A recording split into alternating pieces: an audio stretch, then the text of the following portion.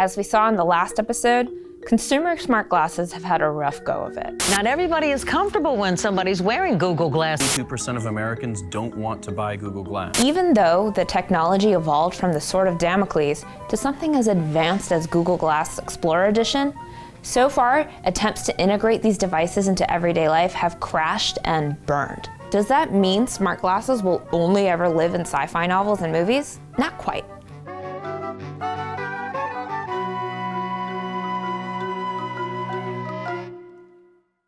This is Jay Cathari, project lead of Glass at X, an experimental lab that Google calls the Moonshot Factory.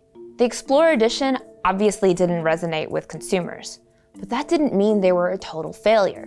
Consumers may not have seen the value in smart glasses, but businesses did.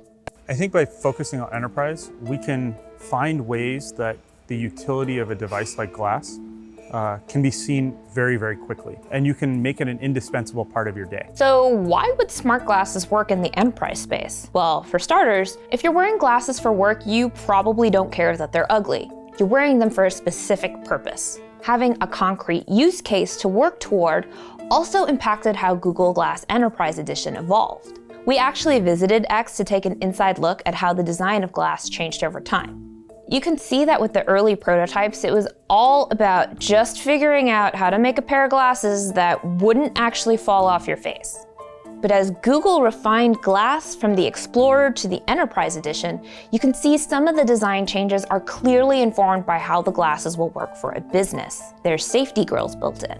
It's also somewhat modular to better fit safety gear. All of these just improved people's performance, made them somewhat superhuman. We got a demo of how the Enterprise Edition actually works, and it's way more practical than the original concept video Google showed off all those years ago. Okay, so what are you gonna show me here today with the Google Glass Enterprise Edition? Yeah, so today we have Google Glass Enterprise Edition 2, and I'm gonna demo an application that is... Okay, so Jay goes into extreme detail about how this demo works, but here's the cliff notes. Well, you can't actually see what I'm seeing in the video. I'm actually seeing a step-by-step instruction of what wires I need to do what. Aside from helping workers, this is also pretty useful for managers. If you mess something up, you can just connect with an expert and they see what you're seeing in real time. I guess this feels very different from the old way of when I was making my IKEA drawer, I would have to just actually look at the paper in here. So how does that actually change the process? There's a couple really important things that happen. One is that I don't get overwhelmed with the full list of steps that I have to do. It's just progressionally one step to the next step to the next step to the next step. And along the way, it evaluates the work that you've done such that you can actually correct any mistakes that you've made. The other big thing is that perhaps in the time that you left your office to come here, the directions may have changed. So you're always got the latest directions, or your task may have changed. Some of this might sound a little weedsy, but it actually illustrates why Glass found its second wind in the enterprise sector. There's concrete, identifiable problems that it can solve. So for now, Google is doubling down on the enterprise space, and that makes sense. It's a strategy that Microsoft is also using with its AR headset, the HoloLens 2. But here's another company you might not expect with a very different approach to smart glasses in the enterprise space.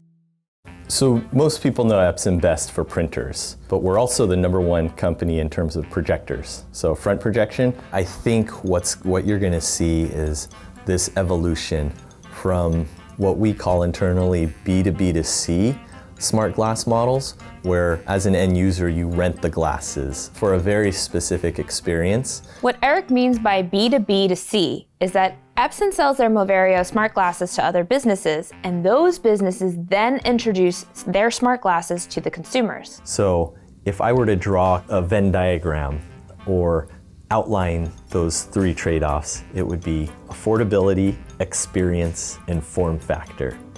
Unfortunately, if you wanted a mass market product, you need to optimize all 3 of those. An amazing form factor, a low price, an amazing experience. Technically, it's really not possible today. You can maybe optimize 1 or maybe 2 of those factors. What Eric's talking about is the classic pick 2 of 3 dilemma. Between affordability, form factor, and experience, Epson's picked affordability and experience. It's a practical choice that you can see throughout all their prototypes. So what do we have here? We launched our first pair of AR glasses, the BT100, back in 2011. Stick these on my face and try them on, and wow.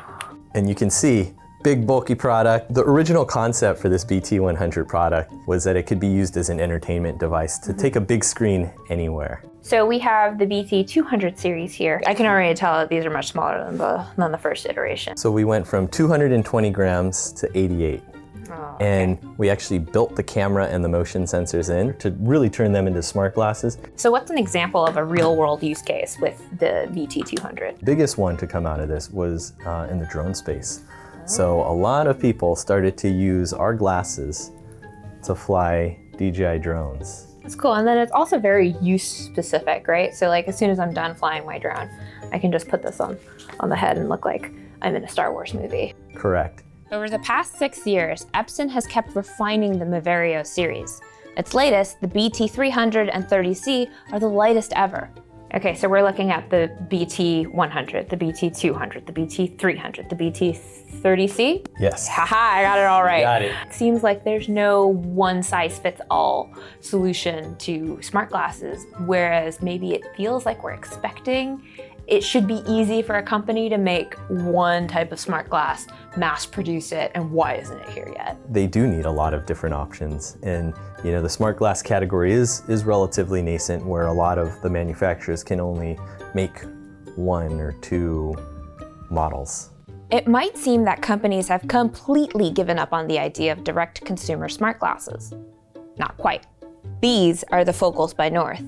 Yeah, I bet you didn't even realize these were smart glasses. Remember that Venn diagram we talked about earlier? Unlike Epson, North has focused more on form factor and experience. That certainly comes with its own challenges. To get this pair, I had to go to North's Brooklyn showroom to get fitted. And welcome to North. So within this section, we have an 11 camera system. It literally captures your ear placement and eye placement down to the millimeter. One of the challenges with designing a pair of smart glasses is the fact that we're all different. My face might be wider than yours. My vision is definitely worse than yours. For Focals by North to work, they have to be fitted exactly to a customer's specifications. To do that, I had to step into a futuristic looking booth and let them 3D scan my face. Once that was done, North then condensed 100 possible fits down to my exact size.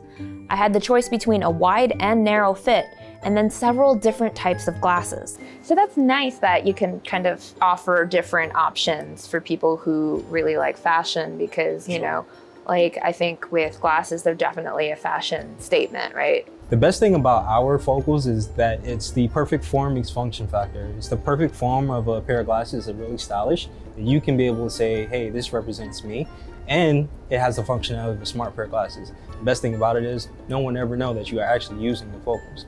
One of the things with smart glasses is that we're seeing them right now a lot in the enterprise space where people are using them specifically for your job, but North is very consumer focused. So what's the appeal of using this in my day-to-day life? Well, it's the most easiest thing to be notified and not take away from your everyday use. So if you're at work, let's say you're in a meeting and you get a text message, the worst thing you can do is go in your pocket and break away from that meeting.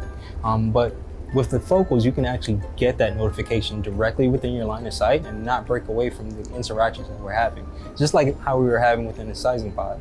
I got 5 text messages and you never knew.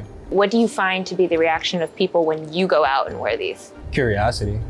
They first want to know what type of glasses I'm wearing. When I say smart glasses, they get even more intrigued. After using the Focals by North for a bit, I could see what Adrian meant. These don't look like the Glass Explorer Edition at all. They look like something you might find on Warby Parker. The fact that it can do things like text your friends and call an Uber, that's all pretty neat. Sure, these frames look nice, but it's not like I could get them in, say, a really cute cat eye frame. Plus, there's some other issues like connectivity, battery life, and the fact that really bright lighting can make it hard to see the projected information. The kicker?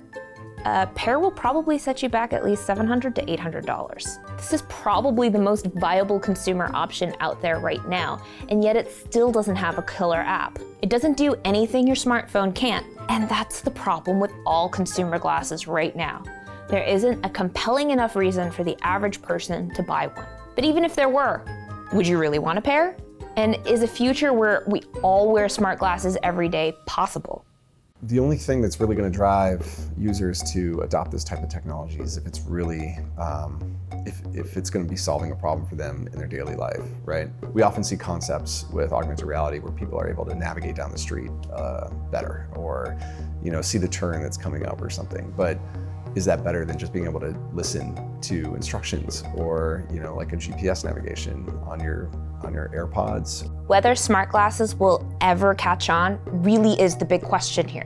On the one hand, everything Chuck described genuinely sounds cool. It's also not the only possible future. Public reaction to smart glasses hasn't exactly been kind. Just as science fiction informed the beginning of smart glasses, it also influences our greatest fears. Consumer AR glasses could be powerful and terrifying. When we first meet Tony Stark, he uses heads-up displays all the time, both in his own lab and in the Iron Man helmet. And he uses that system to gather a lot of information about how to keep himself alive, essentially, and what he's up against. Fast forward like a decade, and he's handing off a pair of smart glasses to Peter Parker. And what do we learn about those smart glasses? They're a massive invasion of privacy. They're a huge danger to everyone around him. There's a Black Mirror episode about editing people out of your vision. No longer seeing your ex. No longer seeing your bully.